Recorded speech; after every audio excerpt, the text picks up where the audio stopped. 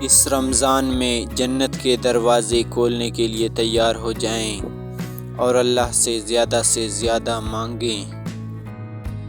صرف قرآن پاک کی تلاوت نہ کریں، اسے سمجھیں۔ صرف نماز میں کھڑے نہ ہوں، اللہ سے بات کریں۔ اس رمضان کے مہینے میں جب فجر کی اذان آئے تو خوشی آپ کے دروازے پر دستک دے اور آپ کا گھر برکتوں اور رحمتوں سے بھر جائے۔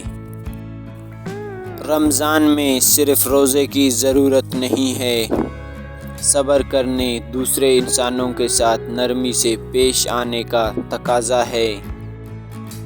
رمضان المبارک سب سے خاص اور مقدس مہینہ ہے، اس سے زیادہ فائدہ اٹھانے کی کوشش کریں۔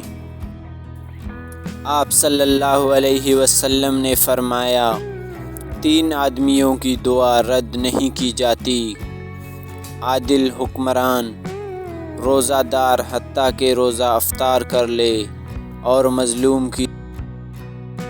رسول اللہ صلی اللہ علیہ وسلم نے ارشاد فرمایا، جس نے رمضان کے روزے کو فرض سمجھ کر ثواب کی امید سے رکھا، وہ بخشا گیا۔